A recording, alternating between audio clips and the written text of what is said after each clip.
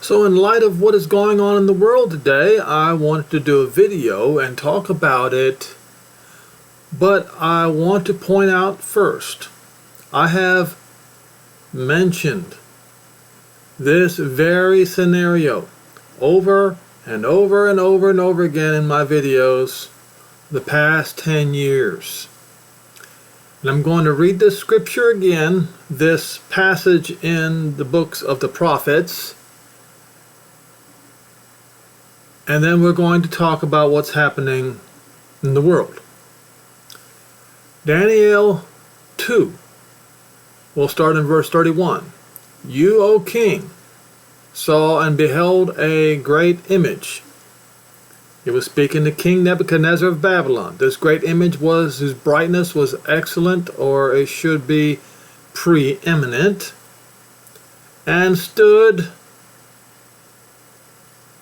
in front of, and the appearance thereof was fearful. The image's head was of fine gold, his breast and his arms of silver, his belly and his thighs of brass, his legs of iron, and his feet part of iron and part of clay. And what I'm going to point out, it is very important to understand that this scenario right here is the time we are living in right now, and that is the time when the kingdom in Jerusalem is set up. You saw until a stone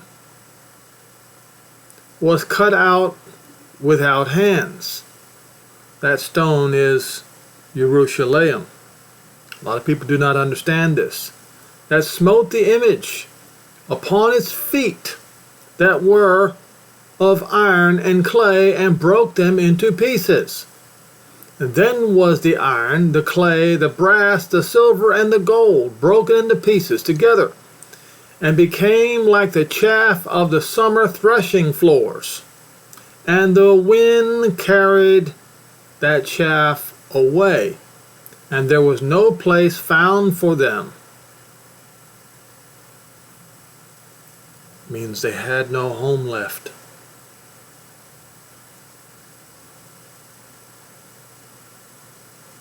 And the stone that smote the image became a great mountain, Mount Zion, and filled the whole land. This, the dream, I will tell the interpretation thereof.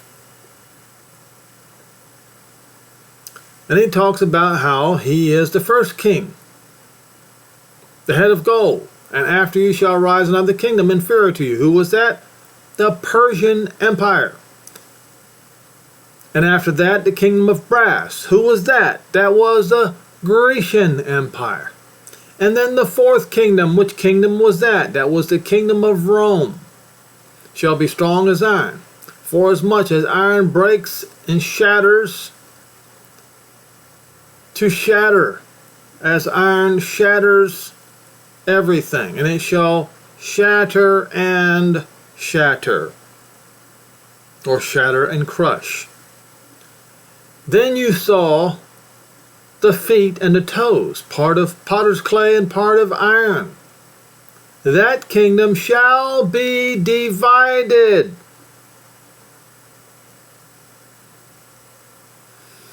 But there shall be in it the strength of the iron. It's a divided kingdom. When did this kingdom divide?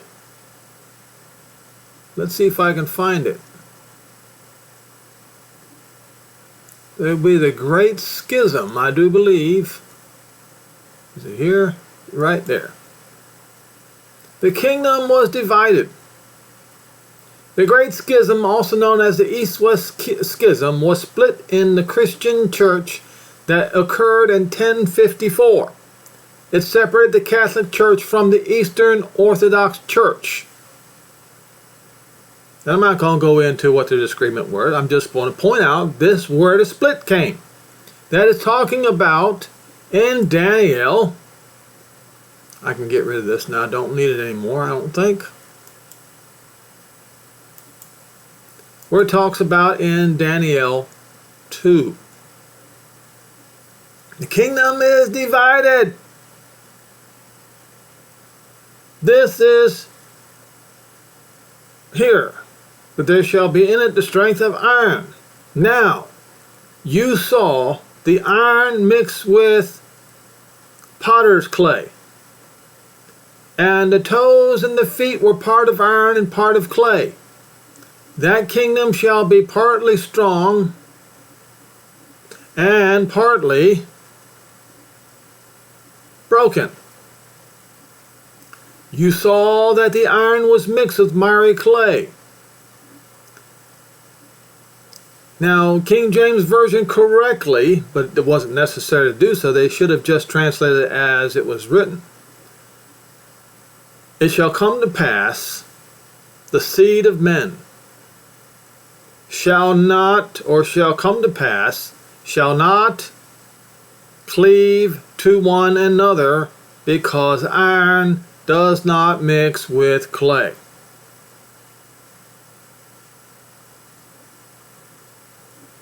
In those days of these kings, or king of this king, in the day of this king, that would be this one, this kingdom, iron mixed with miry clay, shall the Elohim of heaven set up a kingdom, Malkuth, that will never be destroyed, and the kingdom shall not be left to other people, but it shall break into pieces and consume all these kingdoms, and it shall stand forever. For as much as you saw the stone that was cut out of the mountain without hands, and it broke into pieces the iron, the brass, and the clay, and the silver, and the gold. The great Elohim has made it known unto the king what shall come to pass hereafter, and the dream is certain, and the interpretation thereof is sure. Now, we saw the division when it occurred, and we saw that the kingdom was divided because they mingled themselves with the seed of men. Because iron does not mix with our miry clay, the kingdom is partly broken. And that ideology comes from, let me go ahead and pull this up, international socialism, aka communism, aka globalism. Now, before you Nazis come out here and accuse the Jews of creating communism, aka Marxism, let me remind you that Karl Marx rejected his people, his religion, and all things Jewish. Therefore, he became a Gentile and a capo, a traitor to the Jewish people. Now let me continue. The idea of globalism is to force all the nations, including the Jews, including the people of Israel, to conform to Romanism, to become Roman by force. Whereas National Socialism, aka Nazi, aka white supremacy, aims to remove non-Romans by race through a policy of eugenics from the gene pool. Why? Because in their view, other races cannot become Romans. Why do I keep saying Roman? Well, let me show you a few things here. I will go ahead and play this video, and their arguments are all wrong. Because you see, if it walks like a duck, talks like a duck, and quacks like a duck, chances are it is a duck. Vedika Bahel is here in studio. Vedika, a host of Democratic politicians are being falsely accused online of doing Nazi salutes, and it comes just a week after Elon Musk was widely criticised for the controversial gesture at Donald Trump's inauguration. Tell us more about the spread of this piece of misinformation. That's right, social media. Ah, looky here. So, last week, I pointed out Elon Musk did the Roman salute. Why do I keep saying Roman salute? Because if I were to tell you it's a Nazi salute, then it's not the whole truth. In my video, I pointed out it is the Roman salute, and also the Nazi salute, but a Roman salute. And here you see international socialists, that's right, international socialists, doing the Roman salute because their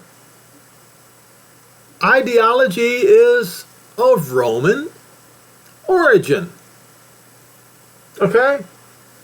And of course, France 24 is trying to make the case that while in their minds that Elon Musk did the Nazi salute, that these four people of the Democrat Party of the United States did not do the Nazi salute. But the one thing that they cannot argue against is they all did the Roman salute. And Rome is the archenemy. Let me repeat myself. Rome is the archenemy of Israel.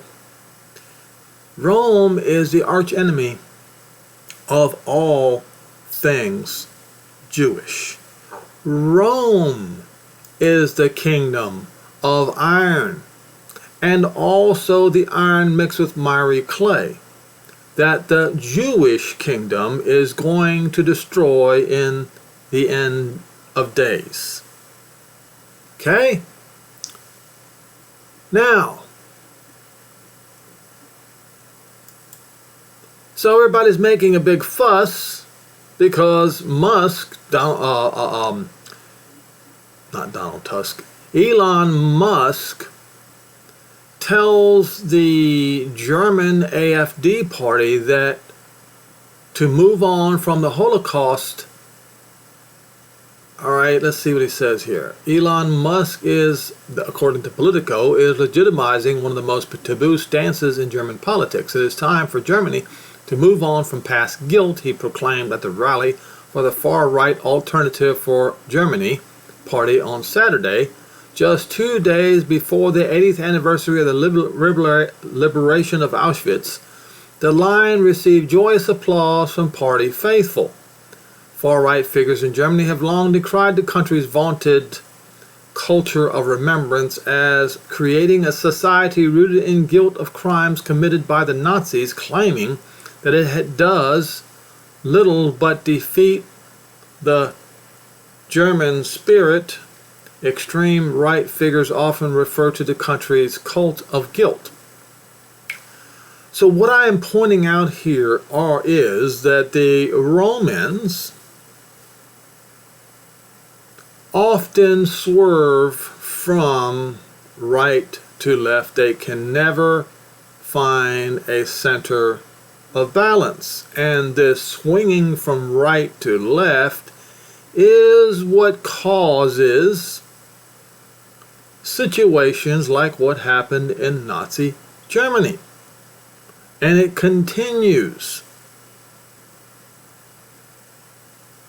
As Paul would say, to and fro every wind of doctrine they rush off to. Now, you see, Richard Nixon, I'm just pointing out something. He never did anything like a Nazi salute.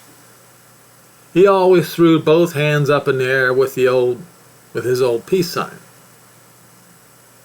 What I'm saying is they don't have to throw up the Roman salute. You see? Now,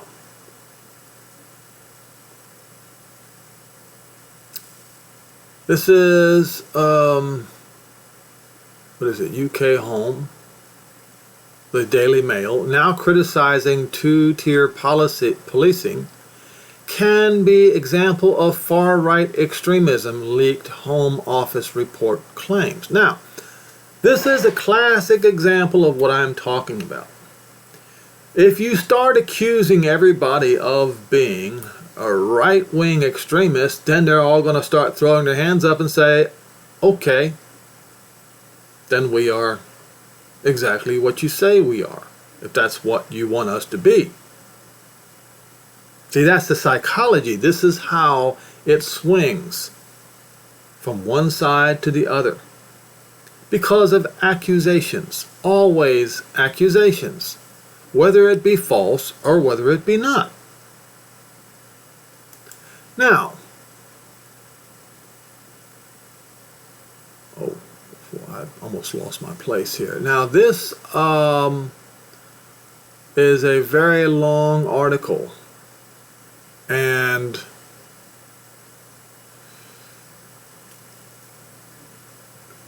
proves, see, socialists, they claim that the Nazis were not socialists. Yes, they were. This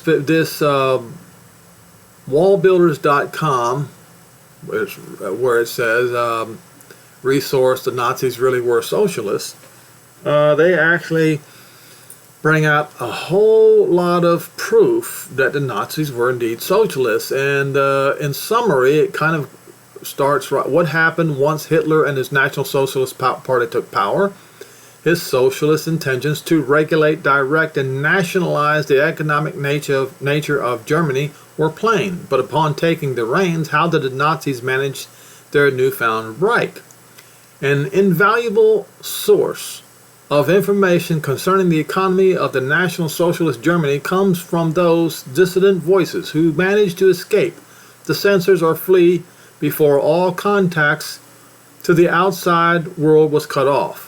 One such voice was Emil Lederer, a Jewish professor of economics at the University of Berlin, who fled to America after being deposed of his teaching position. In 1937 article, he explained the fundamental law of economic theory, writing that inasmuch as reality is never the crystallization of pure principle, every historical system is more or less a compromise. Thus, the Nazis were never able to perfect their 25 points and create a pure socialist system, much like any other proclaimed socialist state. Reality universally underperforms the ideal. In Hitler's Germany, however, the central economic planners were able to get remarkably far in securing the government supremacy.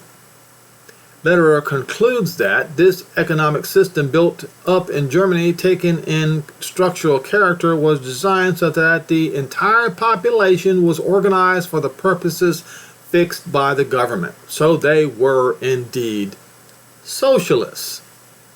Socialists get very upset when the Nazis are called what they are, socialists. The only difference between Nazis and communists is international socialists and national socialists. And let me, it's right here. Let me point out again, international socialism, aka communism, aka globalism, is designed to force all nations, including the Jewish state of Israel, to conform to Romanism, to become Roman by force. And this is what they have forced down the throat of the state of Israel, is what I am pointing out right now. Now let me continue with the next article. Now, Danish Prime Minister says Europe must stand together as Trump threatens Greenland. So while you are having Russia trying to reach for its former glory, grab all the states of the Soviet Union, starting with Ukraine, you have the new President of the United States of America wanting to also expand. Now, some people will say, for good reason. After all, Greenland is in North America, is it not? Donald Trump is also suggesting that Canada become the 51st state. Expansionism. So what we have here is a European doctrine of expansionism, colonialism, starting all over again. After years and years and years of reverse expansionism. It doesn't stay static. No. It swings one way and then it swings the other way.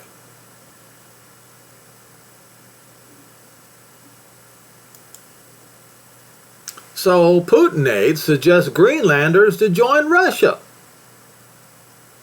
You can find that article if you want to look up. It's on the Times of India. It's right here. Putin aides suggest Greenlanders to join Russia, claims U.S. facing economic crisis. Well, if the U.S. does not fix its economy, it is going to face economic crisis. And by the way, something that I wanted to mention. So the Trump administration pats themselves on the back yesterday when in one day they got rid of 1,000 or nearly 1,000 illegal aliens. And I'm not about lawlessness. The previous globalist government of the United States of America was trying to thwart the laws in the United States by inviting as many illegal invaders into the United States of America as possible. So now you got the opposite occurring. But they're applauding themselves for getting rid of 1,000 in one day. Let me show you got 15,000 illegal aliens in the U.S. right now. So if you were to take 15 million,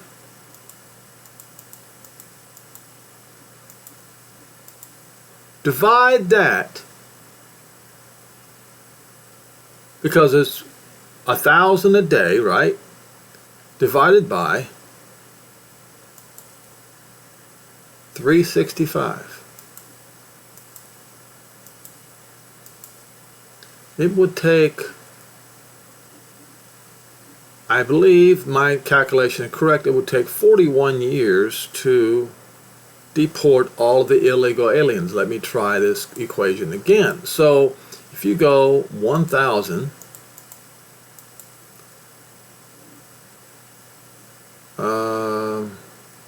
times 365 equals. So that would be 365,000 a year. All right, so I guess I'm bad at math, huh? So let's do this times 10.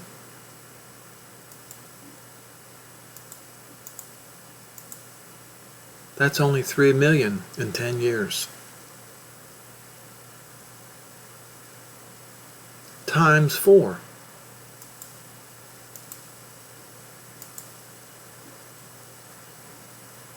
I was right. 40 years it would take to get approximately 15 million illegal aliens out of the United States of America.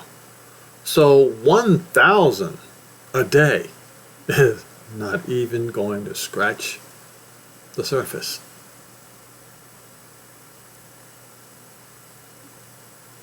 Even if another 1,000 a day leave on their own accord, will not scratch the surface. You're not going to get that done in 2 years or 4 years. Ain't going to happen.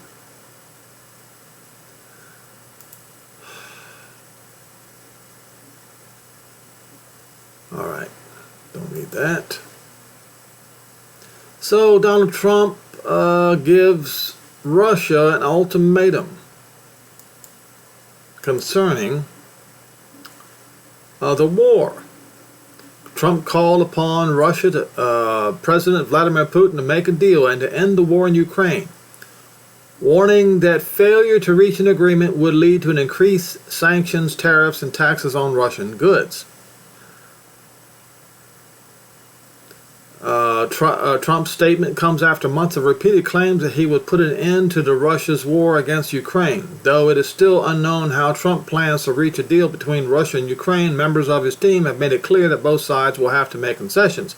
In a typically bombastic post on his social media platform, Truth Social, Trump said he was not looking to hurt Russia and maintained he has always had a very good relationship with Putin.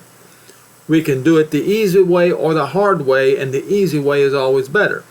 But as history shows, mankind has always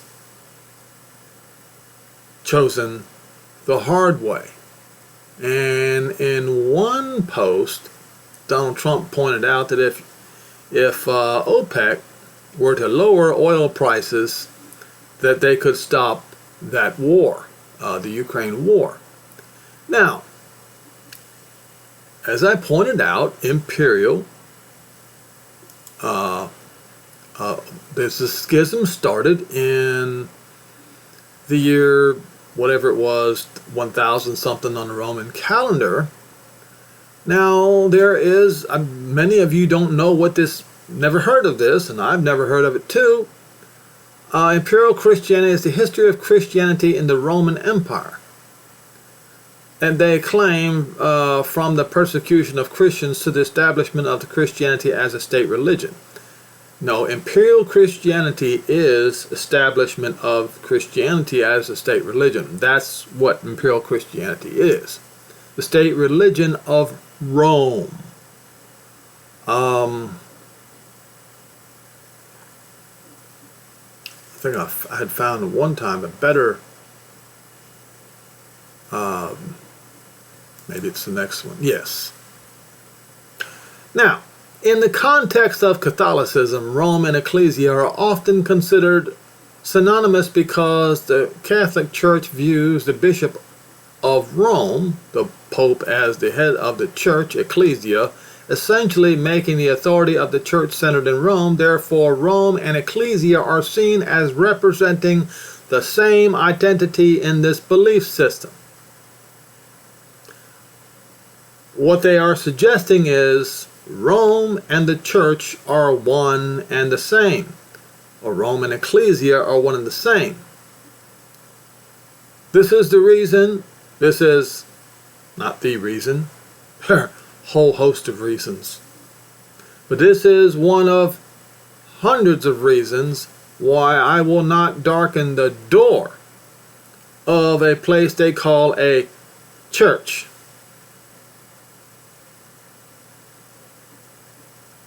Okay? Now, I want you to then, since they want you to consider Rome and the church as the same, run with it. Go with it when we read the next scripture.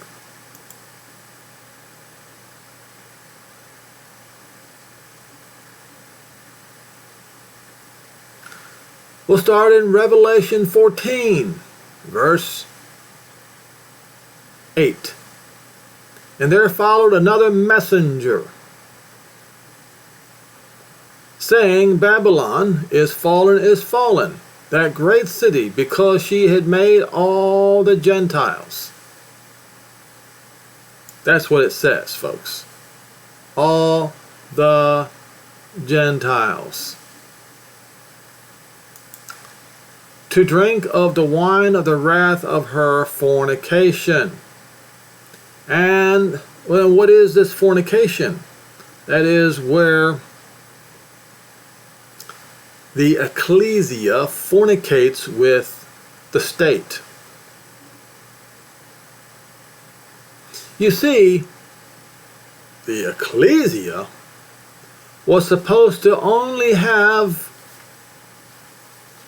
those one husband, not Rome, so it's like, how do I say this? It calls Rome the great whore. Okay?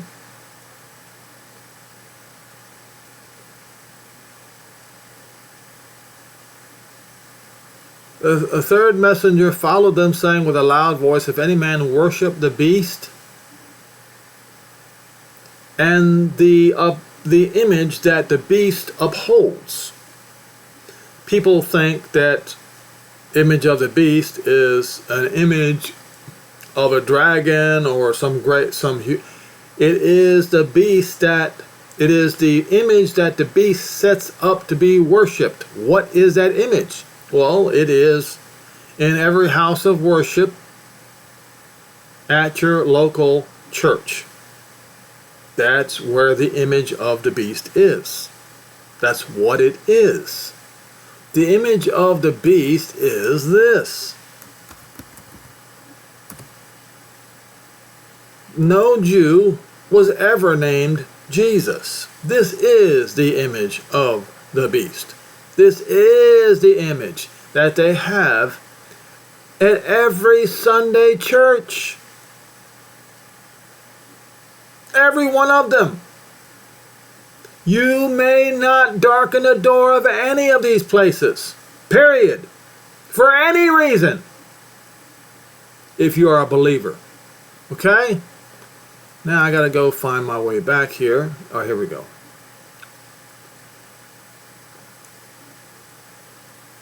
If any man worship the beast and his image and receive his mark in his forehead. What's the mark in the forehead?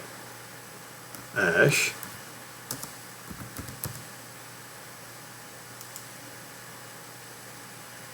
That is the mark on the forehead.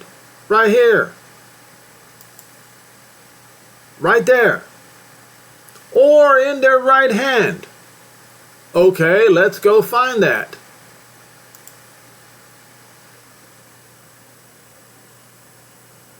Or in his hand.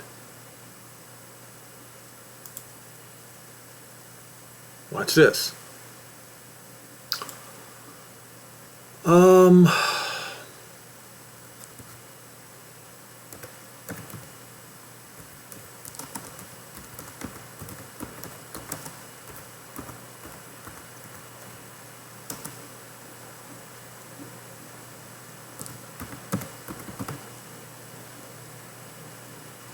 A Coptic Christian often gets a tattoo of the Coptic cross on their wrist, serving as a visible sign of their faith in a way to proudly identify with their community, particularly in areas where they might face discrimination.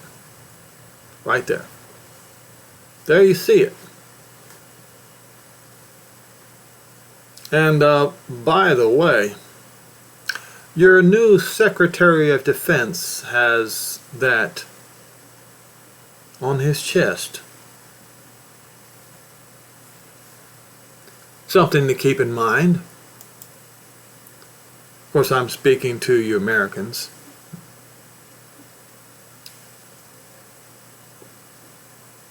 The same shall drink of the wine of the wrath of Jehovah, not God, which is poured out without mixture into the cup of his indignation. And they shall be tormented with fire and brimstone in the presence of the holy of the Ruach messengers in the presence of the Lamb. Now, another way to identify who this is, obviously Rome, but it is the Rome and the fornication with the church. Revelation 18 verse 1, and after these things I saw another messenger come down from the sky, having great power, and the earth was lit with his glory. And he cried mightily with a strong voice, saying, Babylon the Great is fallen, has become the habitation of demons, of every foul ruach, that means every evil demon, and the cage of every unclean and hateful bird.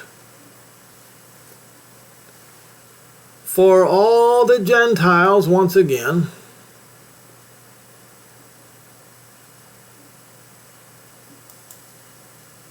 and it excludes the Jews, by the way, because the Jews are not Gentiles. So we have a polarization here in this scripture. Gentiles, it doesn't mention the Jews yet, but it will.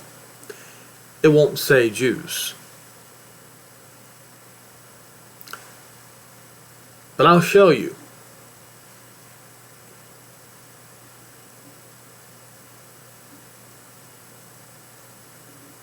For all the Gentiles have drunk of the wine of the wrath of her fornication, and the kings of the earth have committed fornication with her. So the kingdoms of the earth committed fornication with Rome, and he also committed fornication, and the church also committed fornication. I will show you that too. And the merchants of the earth are waxed rich through the abundance of her delicacies. And I heard another voice from heaven saying, Come out of her, my people. Who are my people? Well, it says every Gentile has drunk of the wine of the wrath of her fornication. So by default, his people are the Jews. I know a lot of you are going to be very, very angry by this. But the reason why you are angry is because you don't believe what Paul wrote in Romans 11. Where that in order for you to become a believer, you must be engrafted into the branches of Israel and jointly partake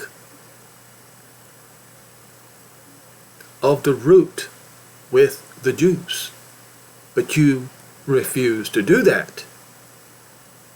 You chose your own way. And that's why you are angry when I say this.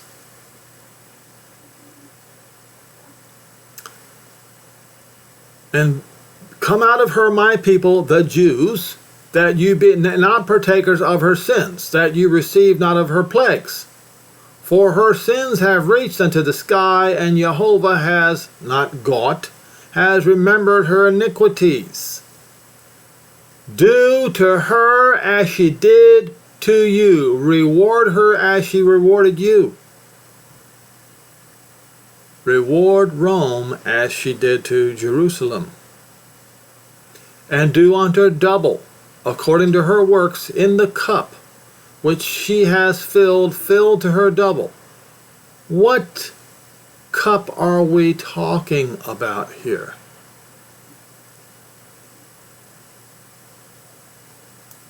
This cup, this one right here. The golden cup. This is Ecclesia. This is the depiction of Ecclesia in Synagoga. Right here, they have Synagoga completely blinded. Yet Paul said in Romans 11 that in verse 25 that partial blindness happened to Israel until the times of the Gentiles comes to the end. This is how you depict the one you are supposed to partake jointly of the root. This is what you did. And because you did this, you now are responsible for the sin of your forefathers who destroyed Jerusalem in 70 AD on the Roman calendar. That's right.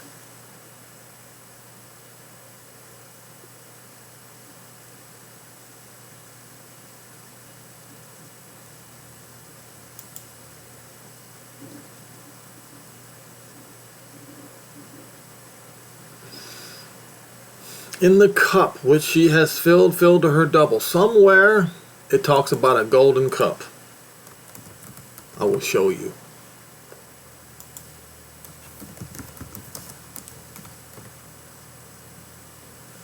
Revelation 17 and verse 4. Alright, so what we're going to do is we're going to go here.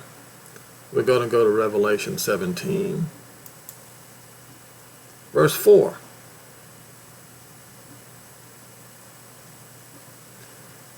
We'll start in verse 3. So he carried me away in the Ruach into the wilderness, and I saw a woman sitting upon a scarlet-colored beast, full of names of blasphemy. What are the names of blasphemy? Any name except for Jehovah. Now, since Yehoshua has the name Jehovah in it, that name is also set apart as correct. So Jesus is a name of blasphemy.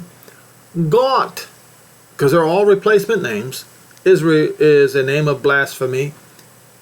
Deus is a name of blasphemy, and Dios is a name of blasphemy. Full of names of blasphemy, having 7 heads and 10 horns. And the woman was arrayed in purple and scarlet. Let's look at this. She was arrayed in purple and scarlet. You see that? Now I want you to let this sink in. Ecclesia, he is talking about you, because this is how you describe yourself. She is in purple and scarlet.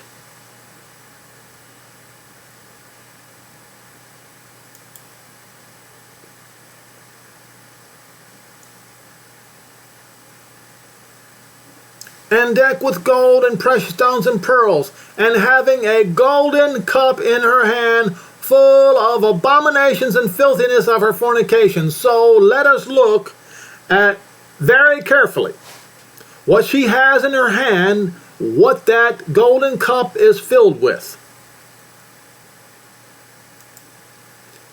There's a cross right there. There is your filthiness. There is your abominations, and there is your mark of the beast. Right there. So you have purple, scarlet, check, check. That's 2 witnesses. Then you have the golden cup. That's 3 witnesses. So what else can this be that's in that golden cup except abominations? And right there you see the cross.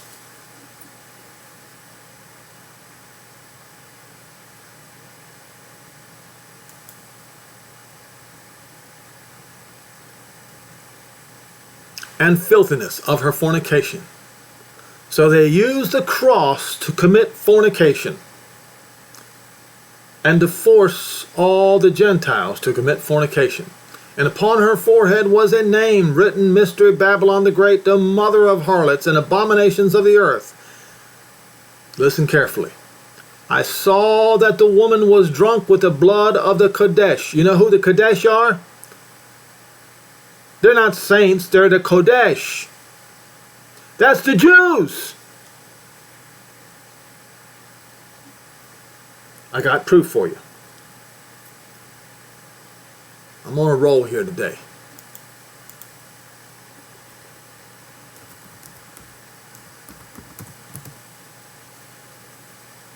All right. Down here. 6 million Jews murdered under the sign of the cross.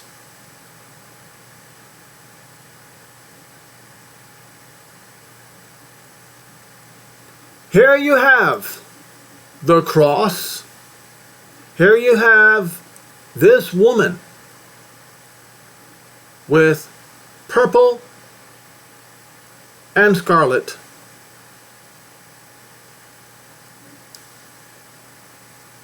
Murdering the Jews under the sign of the cross. And this is the filth.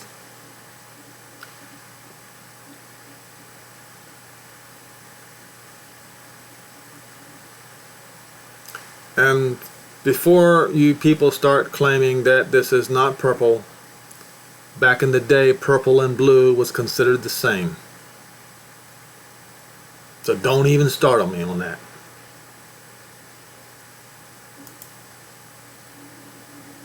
That's right.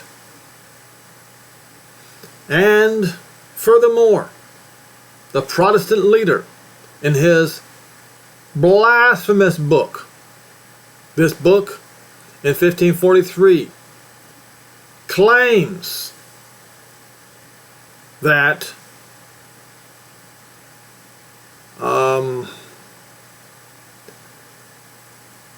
they get the explicit name, the one that I use to point out who the Creator really is, the Elohim of Israel. He claimed, just like the Catholic Church did, that they got that from the backside of the sow, right here.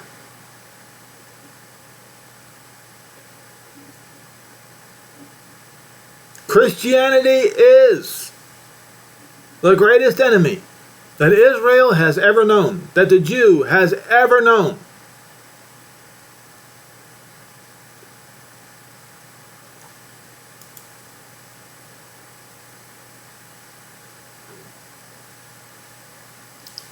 All right. And now we see here. Oh, yeah, I think I'm done with that as well. So we go back to Daniel 2. In the days of not these kings, but this king. That would be when they realize that iron does not mix with clay. Where are we right now? We are at a time when the Roman world has learned that the mingling of the seed of men does not work. So,